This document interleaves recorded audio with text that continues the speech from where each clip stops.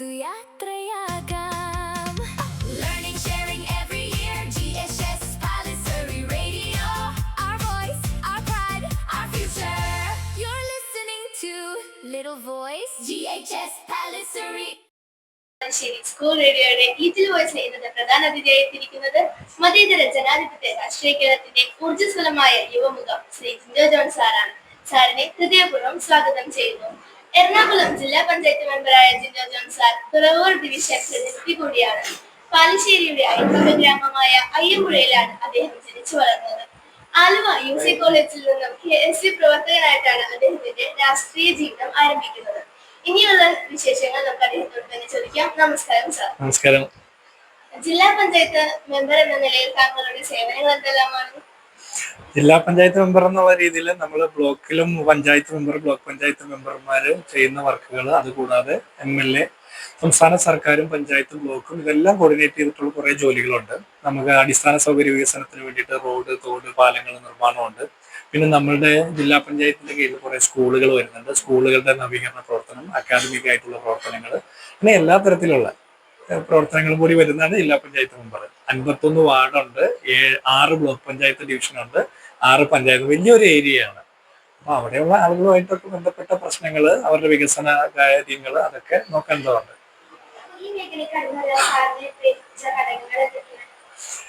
പൊതുപ്രവർത്തനമാണ് എന്റെ കർമ്മമണ്ഡലം എന്ന് ഞാൻ പറയുന്നില്ല. എനിക്ക് സ്വന്തമായിട്ട് ജോലിയുണ്ട്. ജോലിയോടൊപ്പം നമ്മൾ സമയം കിട്ടുന്നതുകൊണ്ട് നമ്മൾ അതിൻ്റെ ഇടയ്ക്ക് രാഷ്ട്രീയ പ്രവർത്തനമൊക്കെ ഉണ്ട്, അത്രയേ ഉള്ളൂ.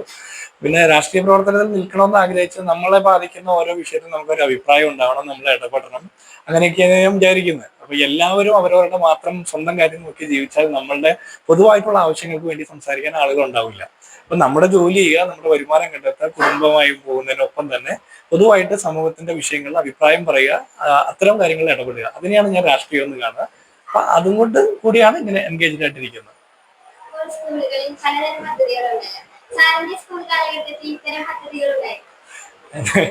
എന്റെ സ്കൂൾ കാലഘട്ടത്തിൽ അങ്ങനെ പദ്ധതികൾ കുറവായിരുന്നു. ഞങ്ങളെ സംബന്ധിച്ചിടത്തോളം അന്ന് സ്കൂളിൽ പോവുക, പഠിക്കുക, തിരിച്ചു വരിക, പോരുന്ന വഴിക്കും പോകുന്ന വഴിക്കുമാണ് ഞങ്ങളുടെ സർഗാത്മകമായിട്ടുള്ള കഴിവുകളൊക്കെ ഉണ്ടായിരുന്നത്. ഇപ്പൊ ഞങ്ങൾ തോട്ടിൽ പോവുക, പറമ്പിൽ കൂടെ മാങ്ങ പറിക്കുക, പുളി പറിക്കുക, അങ്ങനെയൊക്കെ കറങ്ങി തിരിഞ്ഞൊക്കെ നടക്കുക എന്നുള്ളതൊക്കെ ആയിരുന്നു നമ്മുടെ. സ്കൂളുകളിൽ അത്തരം സ്പേസസ് കുറവായിരുന്നു. ഇപ്പൊ നിങ്ങൾക്ക് സ്കൂളിൽ വിവിധ ക്ലബ്ബുകളുണ്ട്, ഒരുപാട് ആക്ടിവിറ്റീസ് ഉണ്ട്, കുറെ കൂടി സ്റ്റുഡൻസിനെ എൻഗേജ് ചെയ്തിട്ടുള്ള ഒരു പാഠ്യപദ്ധതിയാണ്. ഞങ്ങളുടെയൊക്കെ സമയത്ത് അധ്യാപകരായിരുന്നു. അധ്യാപകർ ക്ലാസ് പറയും, പഠിപ്പിക്കുക, എഴുതിക്കും, അതൊക്കെ നമ്മൾ കാണാപ്പാഠം പഠിച്ച് പരീക്ഷ ചെയ്യും. ഇപ്പൊ നിങ്ങൾക്കും കൂടി കുറെ എൻഗേജ് ചെയ്യാനുള്ള അവസരങ്ങളുണ്ട്. കുറെ കൂടി നല്ല സിസ്റ്റം ഇപ്പോഴത്തെ ആണെന്നാണ് ഞാൻ വിചാരിക്കുന്നത്. ഇപ്പൊ സ്കൂളിൽ പഠിക്കാനാണ് ശരിക്കും ഇഷ്ടം. നല്ല ജനപ്രതിനിധി എന്നുള്ളതിലേക്ക് ഏറ്റവും എന്നെ സംബന്ധിച്ചിടത്തോളം എല്ലാ ജനപ്രതിനിധി എന്നുള്ള രീതിയിൽ ഞാൻ ഇടപെടുന്ന എല്ലാ സമയവും എനിക്ക് ഇഷ്ടപ്പെട്ടതാണ്. അത് ഇപ്പോ ഈ കഴിഞ്ഞു പോയത് എന്നല്ലോ, വരാനിരിക്കുന്നതായിരിക്കും ഏറ്റവും നല്ല നിമിഷം ഞാൻ വിചാരിക്കുന്നത്. പക്ഷെ ഒരിക്കലും ആരും ശ്രദ്ധിക്കാത്ത കാര്യങ്ങൾ ശ്രദ്ധിക്കാനായിട്ട് നമുക്ക് പറ്റുക, ആരാലും സഹായിക്കപ്പെടാത്ത ആളുകളെ ചിലപ്പോൾ കാണുമ്പോൾ ചിലപ്പോൾ നമുക്കൊരു ഫ്രാക്ഷൻ ഓഫ് സെക്കൻഡിൽ തോന്നുന്ന ഒരു കാര്യമായിരിക്കും. ചിലപ്പോൾ നമ്മുടെ ഒരു ചെറിയ ഫോൺ കോളിലോ അല്ലെങ്കിൽ നമ്മുടെ ഒരു ഇടപെടലിൽ ചിലപ്പോൾ അവർക്കൊരു സഹായമാകും. അപ്പൊ അങ്ങനെയൊക്കെ തോന്നുമ്പോൾ നമുക്ക് മറ്റാളുകൾക്ക് ഒരു സന്തോഷം കിട്ടുമ്പോൾ നമുക്കൊരു സന്തോഷമാണ്. അപ്പോൾ നമ്മളൊക്കെ എല്ലാ മനുഷ്യരും ജീവിതത്തിൽ ഒരിക്കലെങ്കിലും ഹീറോ ആവും, ഇല്ലേ? നിങ്ങളും ഹീറോ ആണ് നിങ്ങളുടെ ജീവിതത്തിൽ. നിങ്ങളുടെ പാരന്റ്സിന്റെ മുമ്പിൽ, റിലേറ്റീവ്സിന്റെ മുമ്പിൽ, ഫ്രണ്ട്സിന്റെ അല്ലെങ്കിൽ ഫാമിലി മെമ്പേഴ്സിന്റെ ഇടയ്ക്കൊക്കെ നിങ്ങൾക്കും ഹീറോ ആവാനായിട്ടുള്ള അവസരമുണ്ട്. അതെങ്ങനെയാന്ന് വെച്ചാൽ ചുറ്റുമുള്ള ആളുകളെ കാണുക, ചുറ്റും എപ്പോഴും നോക്കിക്കൊണ്ടിരിക്കുക. നമുക്കിടെ ഒരു സമയമുണ്ട്, ആ സമയത്ത് നമ്മൾ കറക്റ്റായിട്ട് ആക്ട് ചെയ്യുക. ആക്ട് ചെയ്യുമ്പോൾ നമ്മൾ ഹീറോ. അപ്പൊ എന്നെ സംബന്ധിച്ചിടത്തോളം അങ്ങനെയുള്ള നിമിഷങ്ങൾ വന്നുകൊണ്ടിരിക്കും, ഇനിയും വരും, അത് കാത്തിരിക്കുന്നു. അപ്പൊ എപ്പോഴും സന്തോഷിക്കാനായിട്ടുള്ള അവസരം അതാണ്. നമുക്ക് ഒരുപാട് സങ്കടങ്ങളുണ്ടാവും, ഇല്ലേ? ചെറിയ കുട്ടികൾക്ക് ചെറിയതായിട്ടും വലിയ ആളുകൾക്ക് വലിയതായിട്ടുള്ള സങ്കടം ഉണ്ടാവും. ഇതിനെ കവർ ചെയ്യാൻ നമുക്ക് പറ്റുന്ന എപ്പോഴും നമുക്ക് വരുന്ന അവസരങ്ങൾ കൃത്യമായിട്ട് ആക്ട് ചെയ്യുക എന്നുള്ളതാണ്. നിങ്ങൾക്ക് സന്തോഷമുള്ള കാര്യം ചെയ്യുമ്പോൾ നിങ്ങൾക്ക് ആളോടൊരു സ്നേഹം തോന്നില്ലേ? തിരിച്ച് നിങ്ങൾ ഒരാൾക്ക് ഒരു സന്തോഷമുള്ള കാര്യം ചെയ്യുമ്പോൾ ആ ആളുകൾക്ക് നിങ്ങളോടും തോന്നും. മനുഷ്യരെല്ലാവരും പരസ്പരം സഹായിച്ചും കൂട്ടിപ്പിടിച്ചും വളരേണ്ടതാണ്. കാരണം മനുഷ്യൻ എന്ന് പറഞ്ഞ ഒരു സാമൂഹ്യ ജീവിയാണ്. ഒറ്റയ്ക്ക് ഒരാൾക്കും ജയിക്കാനും പറ്റില്ല, ഒറ്റയ്ക്ക് ഒരാൾക്ക് ജീവിക്കാനും പറ്റൂല. അപ്പൊ എല്ലാവരും കൂട്ടിപ്പിടിച്ച് നിൽക്കുക. അപ്പോൾ അങ്ങനെ ചെയ്യുമ്പോഴാണ് എനിക്ക് ഏറ്റവും കൂടുതൽ സന്തോഷം കിട്ടുക. ഏറ്റവും കൂടുതൽ സമയം ചെലവഴിക്കുന്നത് ഈ ജില്ലാ പഞ്ചായത്ത് മെമ്പർ എന്ന നിലയിലാണോ അതോ ജോലിയിലുള്ള കാര്യങ്ങൾ? അങ്ങനെ ചോദിച്ചാൽ എനിക്കറിയില്ല. ഞാൻ ഏറ്റവും കൂടുതൽ സമയം ചെലവഴിക്കുക ജില്ലാ പഞ്ചായത്ത് മെമ്പർ എന്നുള്ള രീതിയിൽ നമ്മളുടെ അസൈൻമെന്റ്സ്, സ്കൂളുകൾ പോകുക, പ്രോഗ്രാംസിൽ പങ്കെടുക്കുക, പിന്നെ പദ്ധതികൾ രൂപീകരിക്കുക, ഓഫീസിൽ പോവുക, മീറ്റിംഗ് അറ്റൻഡ് ചെയ്യുക, ഒഫീഷ്യലായിട്ടുള്ള കുറേ കാര്യങ്ങളുണ്ട്. അതിൻ്റെയോടൊപ്പം നമ്മൾ രാഷ്ട്രീയ പ്രവർത്തനം, പൊതുപ്രവർത്തനമായിട്ട് നമ്മൾ എൻഗേജ് ചെയ്യുന്ന സമരങ്ങളുണ്ടാവും, പലതരം മീറ്റിങ്ങുകളുണ്ടാവും, ഇതൊക്കെ ഉണ്ടാവും. അതിൻ്റെ ഇടയ്ക്ക് എനിക്ക് ജോലിയുണ്ട്, ജോലി ചെയ്യും. പിന്നെ സമയം കിട്ടുമ്പോൾ ഞാൻ കുറേ പുസ്തകം വായിക്കും. വീട്ടിൽ സമയം കിട്ടുമ്പോൾ വീട്ടിൽ കാര്യങ്ങളായിട്ട് ഇടപെടും. എനിക്ക് ഏറ്റവും ഇഷ്ടപ്പെട്ട പരിപാടി കഞ്ഞിയും കറിയൊക്കെ ഉണ്ടാക്കി പുതിയ പുതിയ കാര്യങ്ങൾ ഉണ്ടാക്കി കഴിക്കുക, വീട്ടിലുള്ളവർക്ക് കൊടുക്കുക, അധികം സന്തോഷിക്കും. അപ്പം ഒന്നും ചെയ്യാനില്ലെങ്കിൽ ഉറക്കം വരും. അപ്പോൾ ഉറങ്ങാതിരിക്കുക, പരമാവധി സമയം കുറച്ചുറങ്ങുക എന്നുള്ളതാണ് എൻ്റെ ആഗ്രഹം. പക്ഷെ എന്നാലും നമ്മൾ ഉറങ്ങിപ്പോകും. ഉറങ്ങാതിരിക്കുന്ന സമയം മുഴുവൻ നമ്മൾ എന്തെങ്കിലും ചെയ്തുകൊണ്ടിരിക്കണം. പുസ്തകം വായിക്കുകയോ, സിനിമ കാണുകയോ, പാട്ട് കേൾക്കുകയോ, എന്തെങ്കിലും പുതിയ പുതിയ ഐറ്റംസ് ഉണ്ടാക്കുകയോ, വീട്ടിൽ എന്തെങ്കിലുമൊക്കെ ചെയ്യുകയോ, അങ്ങനെ എപ്പോഴും എൻഗേജ്ഡ് ആയിട്ടിരിക്കുക എന്നുള്ളതാണ് സന്തോഷത്തിന്റെ ഒരു താക്കോല്. നിങ്ങൾക്ക് പരീക്ഷിക്കാവുന്നതാണ്. കഴിഞ്ഞോ? കായിക വിദ്യാഭ്യാസത്തിന് ഇക്കാലത്ത് വളരെയധികം പ്രാധാന്യമുണ്ടല്ലേ. അപ്പോ അഞ്ഞൂറിലധികം കുട്ടികൾ ഞങ്ങളുടെ വിദ്യാലയത്തിൽ പഠിക്കുന്നുണ്ട്. ഞങ്ങൾക്കൊരു PT അധ്യാപകനില്ല. ഇത്രയധികം കുട്ടികൾ പഠിക്കുന്ന ഒരു വിദ്യാലയത്തിൽ ഒരു PT അധ്യാപകൻ വേണ്ടതല്ല. സാറിന് എന്താണ് ഇതിനെക്കുറിച്ച് പറയാനുള്ളത്? തീർച്ചയായിട്ടും ഇത്രയധികം കുട്ടികൾ പഠിക്കുന്ന സ്കൂൾ എന്നല്ല, എല്ലാ സ്കൂളിലും PT അധ്യാപകർ വേണം, നിർബന്ധമായിട്ടും വേണം. കാരണം നമ്മൾ പുസ്തകങ്ങളിൽ നിന്ന് പഠിക്കുന്നത് മാത്രമല്ല, നമ്മൾ ക്ലാസ് റൂമിന് പുറത്ത് ഒരുപാട് പഠിക്കാനുണ്ട്. അപ്പോൾ നമ്മുടെ കായിക ശേഷി വർദ്ധിപ്പിക്കേണ്ടതുണ്ട്. അപ്പോൾ നമ്മുടെ ശാരീരിക അധ്വാനം, ആരോഗ്യം, മാനസിക ആരോഗ്യം പോലെ തന്നെ തുല്യ പ്രാധാന്യമുള്ളതാണ്. അപ്പൊ നിങ്ങൾ എപ്പോഴും പുറത്തിറങ്ങുകയും വേർക്കുകയും വെയിൽ കൊള്ളുകയും ഒക്കെ ചെയ്താലേ നിങ്ങൾക്ക് അതിനുള്ള മാറ്റങ്ങളുണ്ട്. ഇപ്പോൾ വലിയ സ്പോർട്സ് താരങ്ങളൊന്നും ആകാൻ പറ്റിയ എല്ലാവർക്കും ഒരേപോലെ കപ്പാസിറ്റിയും കേപ്പബിലിറ്റിയും ഒന്നും ഉണ്ടാവില്ല. പക്ഷെ നമ്മളും എപ്പോഴും ഫിസിക്കലി എൻഗേജ്ഡ് ആയിട്ടിരിക്കാൻ കായിക അധ്യാപകർ നിർബന്ധമായിട്ടും വേണ്ടതാണ്. പക്ഷെ നമ്മുടെ ഇപ്പോഴത്തെ ഒരു സാഹചര്യത്തിൽ കായിക അധ്യാപകരുടെ എണ്ണം കുറവാണ്. ഇപ്പൊ പല സ്കൂളുകളിലും ആ സ്കൂൾ തുറന്ന് കുറച്ച് കഴിയുമ്പോഴാണ് പുതിയ ആളുകളെ ടെമ്പററി ആയിട്ടൊക്കെ അസൈൻ ചെയ്ത് വിടുന്നത്. അപ്പൊ അതിനൊരു പെർമനന്റ് സിസ്റ്റം കണ്ടെത്താൻ വേണ്ടി നമ്മൾ ശ്രമിക്കും. നമ്മളത് ജില്ലാ പഞ്ചായത്തിൽ സംസാരിക്കുന്നുണ്ട്. ഇപ്പൊ നമുക്ക് മറ്റ് ജില്ലാ പഞ്ചായത്ത് സ്കൂളുകളിൽ സമാനമായ പ്രശ്നമുണ്ട്. അപ്പൊ നിങ്ങൾക്ക് സ്ഥിരമായിട്ട് ഒരു കായിക അധ്യാപകൻ അല്ലെങ്കിൽ അധ്യാപിക ഉണ്ടാകാൻ വേണ്ടിയിട്ടുള്ള എല്ലാ ശ്രമവും ഉണ്ടാവും. നിർബന്ധമായിട്ടും ഉണ്ടാവേണ്ടതാണ്. നിങ്ങൾ ക്ലാസ് റൂമിൽ മാത്രം ഇരുന്നാൽ പോരാ, അധ്യാപകൻ ഉണ്ടായാലും ഇല്ലെങ്കിലും PT പീരീഡ് നിർബന്ധമായിട്ട് നിങ്ങൾ പുറത്തു പോയിരിക്കണം. അല്ലെങ്കിൽ നിങ്ങൾ പറഞ്ഞാൽ ഞാനും ഇടപെടാം. ഒരു മറക്കാനാവാത്തൊരു സ്കൂൾ അനുഭവം ഞങ്ങളുമായി പങ്കുവയ്ക്കാം. ഞാന് സ്കൂളിൽ പഠിച്ച കാലത്ത് മറക്കാനാവാത്ത അനുഭവം, നമ്മളുടെ കാലത്തുള്ള എല്ലാ അനുഭവങ്ങളും ഇപ്പോഴത്തെ ആളുകളോട് പറഞ്ഞാൽ കമ്മ്യൂണിക്കേറ്റ് ചെയ്യപ്പെടുമെന്ന് അറിയില്ല. ഇപ്പൊ ഞാനൊരു ഉദാഹരണം പറയാം. നിങ്ങൾ വിചാരിക്കുന്ന പോലെ അത്ര എനിക്ക് പഠിക്കുമ്പോൾ നല്ല മാർക്ക് ഉണ്ടായിരുന്നു, അറ്റൻഡൻസ് ഉണ്ടായിരുന്നു, ഇതൊക്കെ ഉണ്ടായിരുന്നെങ്കിലും എല്ലാവരും വിചാരിക്കുന്ന, പൊതുവെ നമ്മുടെ സമൂഹം കരുതുന്ന പോലെ ഒരു ബെസ്റ്റ് സ്റ്റുഡന്റ് കൺസെപ്റ്റ് അല്ല എൻ്റെ. ഞാൻ പരമാവധി സമയം പുറത്ത് കളിക്കാൻ പോകും, ഗാനമേളയ്ക്ക് തുള്ളാൻ, പരീക്ഷയുടെ തലേദിവസം വരെ സിനിമയ്ക്ക് പോകുന്ന ആളാണ്, അങ്ങനെയൊക്കെ ചെയ്യുന്ന. അപ്പൊ എല്ലാ എക്സ്ട്രീമിലും ജീവിക്കാൻ ആഗ്രഹിച്ച ഒരാളാണ്. പക്ഷേ ഇപ്പൊ ഉദാഹരണം പറഞ്ഞാൽ, എൻ്റെ ഡിവിഷനിലാണ് മഞ്ഞപ്ര ഗവൺമെന്റ് സ്കൂൾ വരുന്നത്, +2 സ്കൂള്. ഞാൻ ആ സ്കൂളിലെ ആദ്യത്തെ ഡിസ്റ്റിങ്ഷൻ എനിക്കായിരുന്നു. പക്ഷെ ആ സ്കൂളിൽ പഠിക്കുമ്പോൾ ഞാൻ ഡിസ്റ്റിങ്ഷൻ കിട്ടിയെന്ന് ഓർത്തിട്ട്, ആദ്യത്തെ ഡിസ്റ്റിങ്ഷൻ കിട്ടിയെന്ന് പറഞ്ഞാൽ നിങ്ങൾ വിചാരിക്കുന്ന പോലെ ഒരു സോ കോൾഡ് പഠിപ്പിസ്റ്റ് ആയിരുന്നില്ല. ഞാനൊരു ദിവസം ക്ലാസ്സിലിരുന്ന് വെറ്റുവെച്ച്, കൂട്ടുകാരനായിട്ട് വെറ്റുവെച്ച്, അവിടെ വോളിബോൾ കോർട്ടിന്റെ പില്ലറുണ്ട്, തൂണുണ്ട്, ചെറിയ ഇരുമ്പ് തൂണാണ്. വെറ്റുവെച്ച് അപ്പോൾ ഞാൻ യോഗയൊക്കെ ചെയ്യുന്ന, വെറ്റുവെച്ച് അതുവെ കയറി ഒറ്റക്കാലിൽ നിന്നാൽ 5 രൂപ കിട്ടുമെന്ന് പറഞ്ഞു. ഇപ്പൊ ക്ലാസ് കഴിഞ്ഞ് ആ ഗ്യാപ്പിൽ പോയി ഒരു വോളിബോൾ പില്ലറിന്റെ മുകളിൽ കയറി ഒറ്റക്കാലിൽ നിന്നു 5 രൂപ മേടിച്ചിട്ട് വന്നു. പക്ഷെ അത് നിങ്ങൾക്ക് അനുകരിക്കാൻ പറ്റുന്നല്ല, അനുകരിക്കാനും പാടില്ല അങ്ങനത്തെ. അപ്പൊ അതൊക്കെ നമ്മുടെ ചില ശീലങ്ങളാണ്. പക്ഷെ അതൊന്നും ശരിയാണോ എന്നൊക്കെ ചോദിച്ചാൽ അത് നിങ്ങളുടെ ഇഷ്ടമാണ്. എന്നെ സംബന്ധിച്ചിടത്തോളം ഇതൊക്കെ എൻജോയ് ചെയ്യുക എന്നുള്ളതാണ്. ആദ്യമായിട്ട് നമ്മൾ അംഗീകരിക്കപ്പെടുമ്പോൾ കിട്ടുന്ന സന്തോഷമുണ്ട്. ആ സ്കൂളിൽ ആദ്യത്തെ ഡിസ്റ്റിങ്ഷൻ കിട്ടിയപ്പോൾ നമുക്ക് ഗോൾഡ് മെഡലൊക്കെ ഇട്ട് തരും. അപ്പൊ നമുക്ക് തോന്നുന്നത് വലിയ അഭിമാനമാണ്. പിന്നെ ഓരോ വട്ടം നമുക്ക് ജയിക്കാനുള്ളതായിട്ടുള്ള ഒരു ആഗ്രഹം വരും. ജയിക്കാനുള്ള ആഗ്രഹത്തിനോടൊപ്പം നമ്മുടെ ഒപ്പം തോറ്റു പോകുന്നവരെ കൂടി കാണണം. അപ്പൊ അങ്ങനെ ചുറ്റും കണ്ടൊക്കെ നിങ്ങൾ ഉഷാറായിട്ട് അങ്ങ് സന്തോഷമായിട്ട് പഠിക്കുക. വിദ്യാർത്ഥികൾ എന്ന നിലയിൽ ഞങ്ങൾക്ക് സാറിന് എന്ത് സന്ദേശമാണ് നൽകാനുള്ളത്? ഞാൻ അങ്ങനെ ഒരു മാതൃകയാക്കേണ്ട ആളാണോ എന്ന് എനിക്കറിയില്ല. എന്നെ കണ്ട് ഇങ്ങനെയൊക്കെ ചെയ്യണമെന്ന് പറയാനായിട്ട് എനിക്കറിയില്ല. ഒരു മേഖലയിലും അങ്ങനെ നമ്മുടെ സമൂഹത്തിലെ സക്സസ് സ്റ്റോറീസ് എപ്പോഴും നമ്മൾ ഒന്നാമതെത്തുന്ന ആളുകളെ കുറിച്ചിട്ടാണ് പറയുന്നത്. അപ്പൊ ഒന്നാമതെത്തുന്ന ആളുകളെ കുറിച്ച് മാത്രമല്ല, ഈ രണ്ടാമതും മൂന്നാമതും ഇത് കഴിഞ്ഞിട്ട് തോറ്റുപോയ ആളുകൾ എന്ന് പറഞ്ഞ ആളുകളുണ്ട്. അവരാണ് ഈ രാജ്യവും ഈ ലോകവും മുന്നോട്ട് നയിക്കുന്നത്. ജയിക്കുന്ന ഒരാളെ ഉണ്ടാവുള്ളൂ, പക്ഷെ തോറ്റുപോയ ഒരുപാട് ആളുകളാണ് ഇത് ചലിപ്പിക്കുന്നത്. അപ്പൊ എന്നെ സംബന്ധിച്ചിടത്തോളം നിങ്ങൾക്ക് തരാൻ ഉപദേശമൊന്നുമില്ല. നിങ്ങൾ ചുറ്റും കണ്ടു വളരുക. നിങ്ങളുടെ പേരൻസിന്റെ അധ്വാനം, നിങ്ങളുടെ ഫാമിലി മെമ്പേഴ്സ് നിങ്ങൾക്ക് തരുന്ന സഹായങ്ങൾ, പ്രൊട്ടക്ഷൻ, നിങ്ങളെ കാണുന്ന സ്നേഹം, ഇതൊക്കെ നിങ്ങളുടെ അധ്യാപകരുടെ നിങ്ങളോടുള്ള സ്നേഹം, കരുതൽ, അവരെടുക്കുന്ന ശ്രമങ്ങൾ, അനധ്യാപകരുണ്ട്, നിങ്ങളുടെ കൂട്ടത്തിൽ തന്നെ പഠിക്കുന്ന കുട്ടികളുണ്ട്, പഠിക്കാൻ മോശമായിട്ടുള്ള കുട്ടികളുണ്ട്, എല്ലാവരും ചുറ്റും കണ്ട്. ഒരു വിദ്യാർത്ഥിക്ക് വേണ്ടത് ചുറ്റും കണ്ണുകളാണ്. നമുക്ക് രണ്ട് കണ്ണുകളൊന്നും തെറ്റിദ്ധരിക്കേണ്ട, നമ്മുടെ കണ്ണ് ചുറ്റും ഓടണം, കാണണം, കേൾക്കണം, എല്ലാം അറിഞ്ഞ് വളരണം. അതാണ് എനിക്കുള്ള മെസ്സേജ്. ഇപ്പോ സാറിന്റെ കിട്ടിയ സമയം എങ്ങനെ നിങ്ങൾക്ക് 24 മണിക്കൂറാണ്, എനിക്ക് 24 മണിക്കൂറാണ്. തിരക്കെന്ന് പറഞ്ഞാൽ നമ്മുടെ ചോയ്സ് ആണ്, അല്ലേ? നമ്മുടെ ഓപ്ഷനാണ് ഏതെടുക്കണമെന്നുള്ളത്. ഇപ്പൊ നമുക്കൊരു ഫോണിൽ കോൾ വരുമ്പോൾ പല കോളുകളും വരും. ഏതെടുക്കണം ഏതെടുക്കേണ്ടെന്ന് നമ്മൾ തീരുമാനിക്കും. ചിലത് ഇപ്പൊ എടുക്കേണ്ടതായിരിക്കും, ചിലത് കുറച്ച് കഴിഞ്ഞ് തിരിച്ചു വിളിച്ചാലും മതിയാവും. ഇത് നമ്മുടെ ചോയ്സ് ആണ്, അല്ലേ? ഇപ്പൊ ജീവിതത്തിൽ എപ്പോഴും ചോയ്സ് ഉണ്ടാവും എന്ന് ഞാൻ വിചാരിക്കുന്നു. നിങ്ങൾക്കും അങ്ങനെ തന്നെയാണ്. ഇപ്പൊ നിങ്ങൾ രാവിലെ ക്ലാസ്സിൽ വന്നാൽ വൈകിട്ട് വരെ നിങ്ങളുടെ ചോയ്സ് നിങ്ങൾക്ക് പഠിക്കുക എന്നുള്ളതാണ്, അല്ലേ? അതിന്റെ ഇടയ്ക്ക് നിങ്ങൾക്ക് ഒരു കഥാപുസ്തകം വായിക്കണമെന്ന് തോന്നുന്നത് അത് അത്ര ശരിയാവില്ല. പക്ഷെ വൈകിട്ട് വീട്ടിൽ ചെന്നതിന് ശേഷം നിങ്ങളുടെ ഹോംവർക്ക് എല്ലാം തീർന്നതിന് ശേഷം, പ്രത്യേകിച്ച് ഒരു പണിയില്ലെങ്കിൽ, അവിടെ നിങ്ങൾക്ക് ചോയ്സ് ആയിട്ട് നിങ്ങൾക്ക് ഈ പുസ്തകം എടുക്കാം, പുതിയൊരു ശീലം തുടങ്ങും. അപ്പൊ തിരക്ക് എന്നുള്ളത് ഓരോ മനുഷ്യന്റെയും ഓപ്ഷനാണ്. നമുക്ക് വേണമെങ്കിൽ തിരക്കിലാകാം, അല്ലെങ്കിൽ സമയം കണ്ടെത്താം.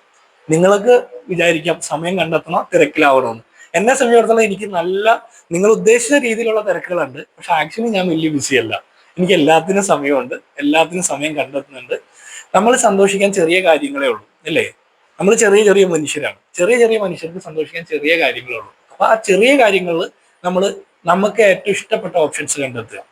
ആ ഓപ്ഷൻസിൽ ഞാൻ ഇത്രയും തിരക്ക് എന്നൊക്കെ എന്നോട് പലരും ചോദിക്കും. ഇതിന്റെ ഇടയ്ക്ക് ഞാൻ എൻ്റെ വൈഫിന്റെയും പിള്ളേരുടെയും കൂടെ റീൽസ് എടുക്കും വീട്ടിൽ ചെല്ലുമ്പോൾ. അപ്പൊ ചിലർ ചോദിക്കും ഇതിന് എവിടെ സമയമെന്ന്. അതൊക്കെ പറ്റും. ഇന്നലെ രാത്രി 11 മണിക്ക് ഒരു വാർത്ത കണ്ടപ്പോൾ എന്നോട് വൈഫ് പറഞ്ഞു ഒരു റീൽസ് എടുക്കണം. ഒരു രാത്രി 11:30 ഞങ്ങൾ സിറ്റ് ഔട്ടിൽ പോയി മെഴുതിരി എത്തിയിട്ട് റീൽസ് എടുത്ത്. അത് ഓരോരുത്തരുടെ നമ്മൾ എപ്പോഴും ജീവിതത്തിൽ വളരെ സ്റ്റിഫായിട്ട് ഒന്നും ജീവിക്കേണ്ട കാര്യമില്ല എന്ന് വിചാരിക്കണം. ഭയങ്കര ഹാപ്പി ആയിട്ട് ജീവിക്കണം. പക്ഷെ ഒരുപാട് സങ്കടങ്ങളുള്ള മനുഷ്യരാണ്. നിങ്ങൾക്ക് സങ്കടമില്ലേ? ചെറിയ ചെറിയ സങ്കടങ്ങളെങ്കിലും ഇല്ലേ? ഈ സങ്കടം എങ്ങനെയാ നമ്മൾ ഓവർകം ചെയ്യാം? എങ്ങനെ നിങ്ങൾ ഓവർകം ചെയ്യാം? ഹാപ്പി ആയിരിക്കാൻ എന്താ ചെയ്യാം? ഒരു കോട്ടുണ്ട്, happiness is home made. Home made എന്ന് പറഞ്ഞാൽ എന്താ? സ്വന്തം വീട്ടിലുണ്ടാക്കുന്ന സ്വന്തമാണ്. ഹാപ്പിനെസ് ഹോം മെയ്ഡ് ആണ്. ലോകത്ത് ഒരു മനുഷ്യനും നീ സന്തോഷിക്കാൻ പറഞ്ഞിട്ട് ഇക്കിളി കൂട്ടിയാൽ സന്തോഷാവില്ല. ഇക്കിളി കൂട്ടിയാൽ നമ്മൾ ചിരിക്കുകയുള്ളൂ. സന്തോഷം വരണമെങ്കിൽ നമുക്ക് തോന്നണം, അല്ലേ? അപ്പൊ സന്തോഷം, നമ്മൾ എല്ലാ സങ്കടത്തിലും മനുഷ്യർക്ക് സന്തോഷിക്കാൻ കാരണമുണ്ട്. ആ കാരണം കണ്ടെത്തുക എന്നുള്ളതാണ് ലൈഫിന്റെ ആർട്ട് ഓഫ് ലൈഫ് എന്ന് പറയുമ്പോൾ. തിരക്കല്ല, നിങ്ങളുടെ മറ്റ് അധ്വാനങ്ങളല്ല, സങ്കടങ്ങളല്ല, സന്തോഷിക്കാനുള്ള കുഞ്ഞു കുഞ്ഞു കാരണം കണ്ടെത്താം, അല്ലേ? ഹോംവർക്ക് കൃത്യമായിട്ട് തീർത്തിട്ട് വരുമ്പോൾ ടീച്ചർമാര് നിങ്ങളെ അപ്രിഷിയേറ്റ് ചെയ്യുമ്പോൾ ഒരു സന്തോഷം തോന്നൂലേ? ഇല്ലേ? പരീക്ഷയ്ക്ക് ഏറ്റവും കൂടിയ മാർക്ക് കിട്ടുമ്പോൾ ഒരു സന്തോഷം തോന്നൂലേ? ഇപ്പൊ ഒരു കുട്ടി മറിഞ്ഞു ചാടുമ്പോൾ ആ കുട്ടിയെ എഴുന്നേൽപ്പിക്കുമ്പോൾ താങ്ക്സ് എന്ന് പറയുമ്പോൾ നമുക്കൊരു ചെറിയ സന്തോഷം തോന്നില്ലേ? ഇല്ലേ? നടന്നു പോകുന്ന ഒരു കുട്ടിയുടെ ഒരു ചെരുപ്പ് പൊട്ടിപ്പോയി. അപ്പൊ നിങ്ങൾ എന്ത് ചെയ്യും? അയ്യേ എന്ന് പറഞ്ഞ് കളിയാക്കാതെ സാരില്ല എന്ന് പറഞ്ഞാൽ പൊട്ടിയ ചെരുപ്പ് എടുത്തിട്ട് അവളെ കൂട്ടി പിടിച്ചിട്ട് നടന്നു പോകുമ്പോൾ നിങ്ങൾ ഹീറോവും, നിങ്ങൾക്കൊരു സന്തോഷം തോന്നില്ലേ? അങ്ങനെ സന്തോഷം കണ്ടെത്തുന്നു. ഈ രാഷ്ട്രീയ ജീവിതത്തിൽ ഏറ്റവും കൂടുതൽ സാറിനെ സപ്പോർട്ട് ചെയ്ത വ്യക്തി ആരാ? രാഷ്ട്രീയ ജീവിതത്തില് ഏറ്റവും കൂടുതൽ സപ്പോർട്ട് ചെയ്ത വ്യക്തി എന്ന് പറഞ്ഞാൽ എനിക്ക് അങ്ങനെ ഒരാളല്ല, ഒരുപാട് ആളുകളുണ്ടെന്ന് ഞാൻ വിചാരിക്കുന്നത്. പക്ഷെ ഞാൻ എപ്പോഴും വിചാരിക്കുന്നത് എൻ്റെ ഫാദർ, എൻ്റെ അപ്പച്ചനെ എന്നെ ഒത്തിരി സപ്പോർട്ട് ചെയ്തിട്ടുണ്ട്. കാരണം എന്നോട് ഒരിക്കലും ഒരു കാര്യത്തിനും നോ എന്ന് പറഞ്ഞിട്ടില്ല. എന്ന് വെച്ചാൽ നമുക്കറിയാം അവർക്ക് സങ്കടമുള്ള കാര്യം എന്താന്ന്. അപ്പൊ അത് നമ്മൾ മാറ്റും.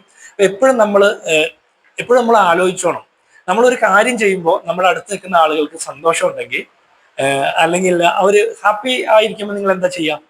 ഇങ്ങനെ നിവർന്നു നിൽക്കും. നിങ്ങൾക്ക് സങ്കടവും പേടിയും വരുമ്പോൾ നിങ്ങൾ കുനിഞ്ഞിരിക്കും. ആളുടെ ജസ്റ്റർ കണ്ടറിയാം, ശരീരത്തിന്റെ ഒരു ലെവല് കണ്ടറിയാം നിങ്ങൾ എങ്ങനെയാണെന്ന്.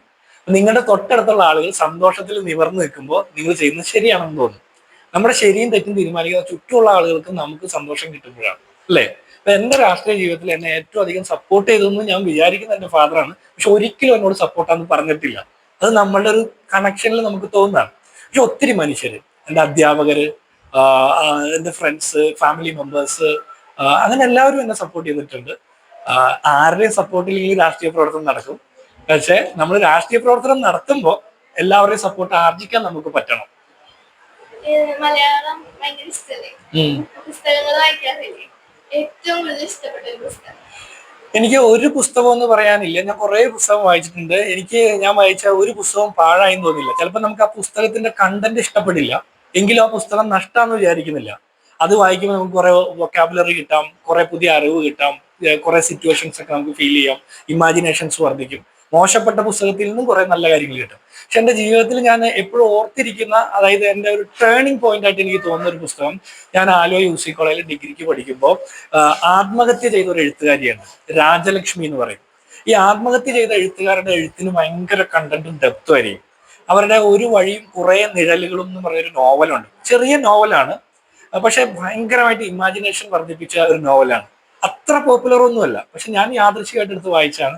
ഒരു പുസ്തകം എന്ന് പറഞ്ഞാൽ അങ്ങനെയാണ്, പക്ഷെ ഒരുപാട് പുസ്തകങ്ങളുണ്ട്, ഇപ്പോഴും വായിക്കുന്നുണ്ട്. ഇപ്പൊ ഈ അടുത്ത കാലത്ത് ഇറങ്ങിയ എൻ്റെ ഒരു പരിചയക്കാരൻ കൂടിയാണ് ബാബു എബ്രഹാം, ഇടുക്കിക്കാരനാണ്, കമ്പിളി കണ്ടത്തെ കൽഭരണികൾ. നിങ്ങൾ ആ പുസ്തകം വായിക്കണം പറ്റുകയാണെങ്കിൽ. അതിനെക്കുറിച്ച് ഒത്തിരി സ്റ്റോറി വന്നിട്ടുണ്ട് പത്രത്തിലും ചാനലുകളിലും. കമ്പിളി കണ്ടത്തെ കൽഭരണികൾ ഓരോ വിദ്യാർത്ഥിക്കും ജീവിതത്തിൽ പഠിക്കാനായിട്ട് ഒരുപാട് മെസ്സേജ് ഉള്ള ഒരു പുസ്തകമാണ്.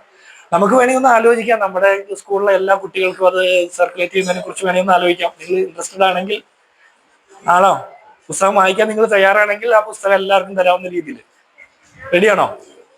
അത് നിങ്ങൾക്കൊരു നല്ല മെസ്സേജാണ്. ലൈഫിൽ തോറ്റുപോകുന്ന മനുഷ്യർക്ക് ജയിക്കാൻ വേണ്ടിയിട്ടുള്ള ഒരു മെസ്സേജാണ്. ഓക്കെ. ചങ്ങാതി നന്നായി കണ്ണാടി വേണ്ടെന്ന പഴഞ്ചൊല്ല് എല്ലാവരും കേട്ടിട്ടുണ്ടാവും. അപ്പൊ സാറിന്റെ ജീവിതത്തിൽ ഏറ്റവും കൂടുതൽ ഒരു ഇമ്പോർട്ടന്റ് പഠിച്ചിട്ടുള്ള ഒരു സുഹൃത്ത്? എനിക്ക് ബേസിക്കലി സുഹൃത്തുക്കളുടെ എണ്ണം കുറവാണ്. നിങ്ങൾ ജീവിതത്തിൽ എപ്പോഴും ആലോചിക്കേണ്ട ഒരു കാര്യമുണ്ട്, സുഹൃത്തും പരിചയക്കാരും തമ്മിൽ വ്യത്യാസമുണ്ട്. നമ്മൾ കാണുന്ന എല്ലാവരും ഹായ് ഫ്രണ്ട് എന്ന് പറയും, അല്ലെങ്കിൽ സുഹൃത്തെ എന്ന് പറയും. അതൊരു ശീലമാണ്. നിങ്ങൾ എൻ്റെ സുഹൃത്താണെന്ന് ചോദിച്ചാൽ അല്ലാന്നേ ഞാൻ പറയുള്ളൂ. നിങ്ങളെ ഇപ്പൊ കണ്ട് എനിക്ക് പരിചയമുണ്ട്, നമ്മൾ കുറെ കാലത്തെ ആഴത്തിലുള്ള പരിചയമായിരിക്കണം.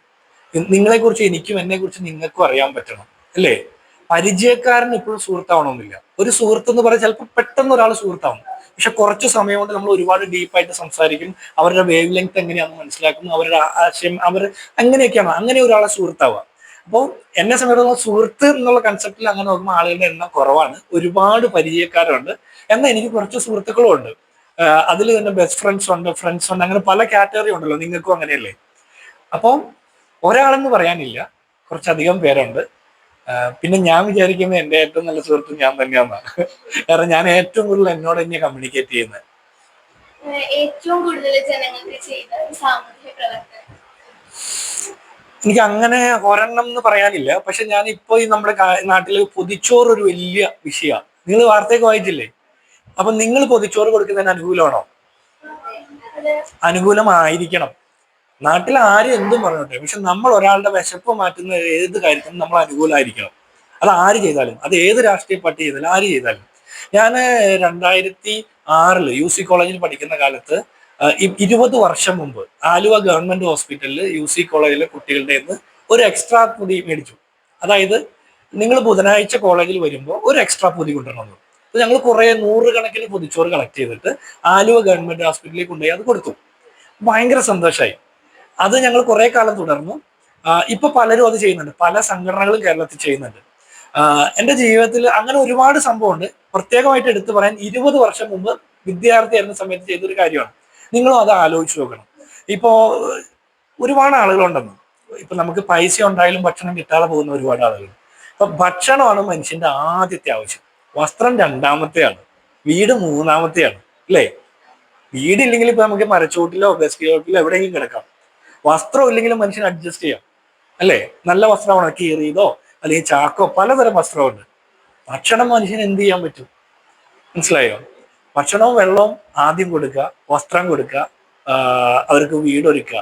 നിങ്ങളുടെ സ്കൂളിൽ തന്നെ ഏറ്റവും സാഹചര്യം മോശമായിട്ടുള്ള ഒരു കുട്ടിയെ കണ്ടെത്തിയിട്ട് ആ കുട്ടിക്ക് ഒരു വീട് കൊണ്ട് തന്നെ കൊടുക്കുന്നതിനെ കുറിച്ചൊക്കെ നിങ്ങൾ ആലോചിച്ച് നോക്ക്. നിങ്ങൾ എല്ലാ സ്റ്റുഡൻസും, നിങ്ങളുടെ പേരൻസും, ഈ സ്കൂളിന്റെ മറ്റ് ഹെൽപ്പ് ചെയ്യുന്ന കമ്മ്യൂണിറ്റിയും എല്ലാവരും കൂടി, നമുക്ക് എല്ലാവരും കൂടിയിട്ട് ഇവിടുത്തെ ഏതെങ്കിലും ഒരു കുട്ടിക്ക് ഈ അക്കാഡമിക് ഇയറിൽ ഒരു വീട് കൊടുക്കാം. നിങ്ങളൊന്ന് പ്ലാൻ ചെയ്ത് നോക്കുക. അപ്പോൾ അങ്ങനെ ഓരോ വർഷം ചെയ്യുമ്പോൾ, ഈ സ്കൂളിലെ ഓരോ കുട്ടി അങ്ങനെ ചെയ്യുമ്പോൾ ചിലപ്പോൾ നമുക്ക് പൈസ കൊടുക്കാൻ പറ്റൂല, പക്ഷെ നമുക്ക് അവിടെ ചെന്നിട്ട് എന്തെങ്കിലും സഹായിക്കാൻ പറ്റും. ലൈഫിൽ നമുക്ക് സൊസൈറ്റിയോട് ഒരു കണക്ഷൻ ഉണ്ട്. റിപ്പിൾസ് എന്ന് കേട്ടിട്ടുണ്ടോ? റിപ്പിൾസ്. നിങ്ങൾ ഈ കുളത്തില് ഒരു കല്ലെടുത്തിട്ട് അതിങ്ങനെ ഇങ്ങനെ വളഞ്ഞ് വളഞ്ഞിങ്ങനെ പോവില്ലേ, വളയം വലുതാവില്ലേ? അതിനാണ് റിപ്പിൾസ് എന്ന് പറയാം. ഒരു ചെറിയ നല്ല കാര്യം ചെയ്യുമ്പോൾ അതിങ്ങനെ പടർന്നു പടർന്നു പോകും. മനസ്സിലായോ? അതിനെയാണ് റിപ്പിൾസ് എന്ന് പറയാം. അങ്ങനെ നിങ്ങൾ ശീലിച്ചു നോക്കും. സാർ ഇപ്പോഴും മറ്റുള്ളവർക്ക് പൊതിച്ചോറ് കൊടുക്കുന്നു പറഞ്ഞു.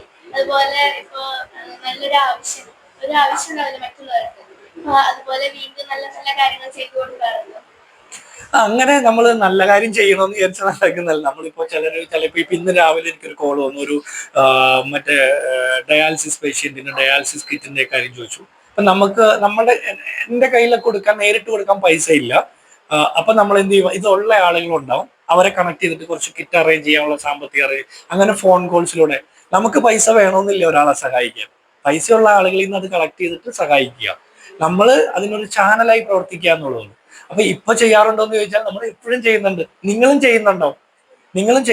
നിങ്ങൾ ഒരാളെ നിങ്ങൾ അറിയാതെ ആയിരിക്കും ഹെൽപ്പ് ചെയ്യുന്നത്. ഓരോ ഹെൽപ്പും സമൂഹത്തിൽ പോസിറ്റിവിറ്റിയാണ് സപ്ലൈ ചെയ്യുന്നത്.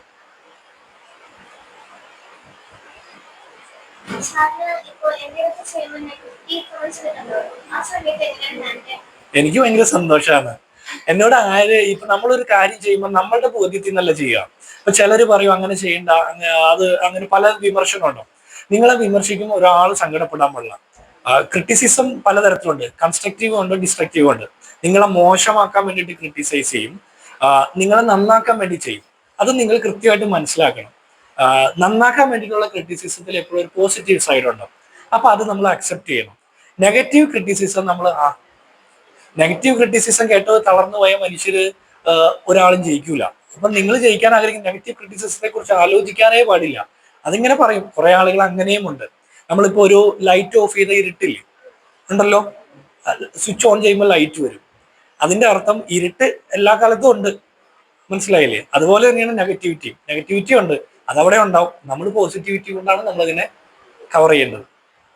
ഓക്കെ, കഴിഞ്ഞോ? Thank you. എന്താ പേര് മോളുടെ? ഹെൽന, ഫെമിയ, അശ്വതി, നിരഞ്ജന. ഇത്രയും നന്നായി ചോദ്യത്തിനെല്ലാം മറുപടി തന്ന ജിനോ സാറിന് ഞങ്ങളുടെ എല്ലാവരുടെയും പേരിൽ നന്ദി പറയുകയാണ്. ഇന്നത്തെ പരിപാടികൾ അവസാനിച്ചു. സാറിന് ഏറ്റവും കൂടുതൽ ഞങ്ങൾക്ക് ഉത്തരം പറയാൻ പറ്റിയതിലും ഞങ്ങൾക്ക് ചോദിക്കാൻ പറ്റിയതിലും ഈ അവസരം ഒരുക്കി തന്ന സ്കൂളിലെ എല്ലാവരുടെ അടുത്തും ഞങ്ങൾ നന്ദി പറയുകയാണ്. ഇന്നത്തെ പരിപാടികൾ അവസാനിച്ചു. നിങ്ങളുടെ സ്വന്തം ലിറ്റിൽ വോയ്സ് 2.6.